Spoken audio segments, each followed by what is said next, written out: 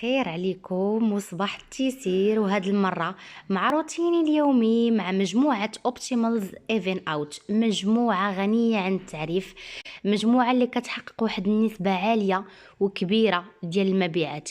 هاد المجموعة كتصلح للناس اللي عندهم الكلف، الناس اللي عندهم ليطاش، الناس اللي عندهم الاثار ديال الحبوب في الوجه ديالهم، الناس اللي عندهم الوجه ديالهم محروق بالاشعه ديال الشمس، الناس اللي عندهم الوجه ديالهم محروق بالفران، بزاف ديال الحوايج. يعني اي وحده عندها اي طاش عندها في الوجه ديالها وبغات واحد اللون ديال البشره ديالتها، نصحوها بهذه المجموعه الرائعه، المجموعه الانيقه، المجموعه السحريه ديال اوبتيمالز ايفن اوت. السيروم هو اللي كيعطيني لا بغيونز، هو اللي كيعطيني الاشراقه. كيف ما كتشوفوا هنا انا نقرب لكم الكاميرا راه غيبان لكم لا بغيونز اللي فيه لداخل. صراحه واحد السيروم رائع، كيغذي كيرطب وفي نفس الوقت كيعطي الاشراقه اللي كتكون محتاجاها البشره ديالتنا.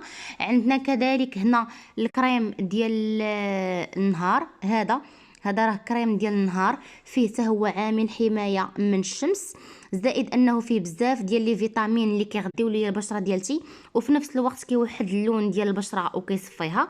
وهنا عندنا هذا الكريم ديال الليل، اللي حتى هو كيغذي البشره طوال الليل وكيعطيها المرونه والترطيب العالي، وكيفتح حتى هو اللون ديال البشره. اول مجموعه استعملت من نهار اللي دخلت الاوريفلام هي هذه المجموعه ديال اوبتيمالز ايفن اوت.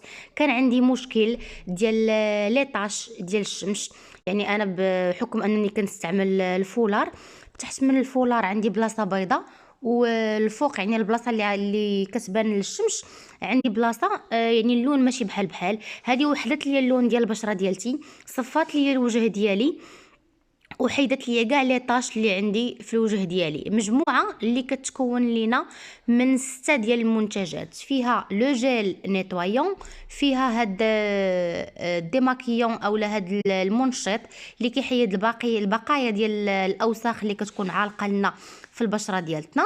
عندنا فيها هاد الكريم ديال العينين اللي كيصفي محيط العين وكيحيد كاع دوك الهالات السوداء والانتفاخات. وعندنا السيروم اللي هو اللي كيعطيني لا بغيونز للوجه ديالي.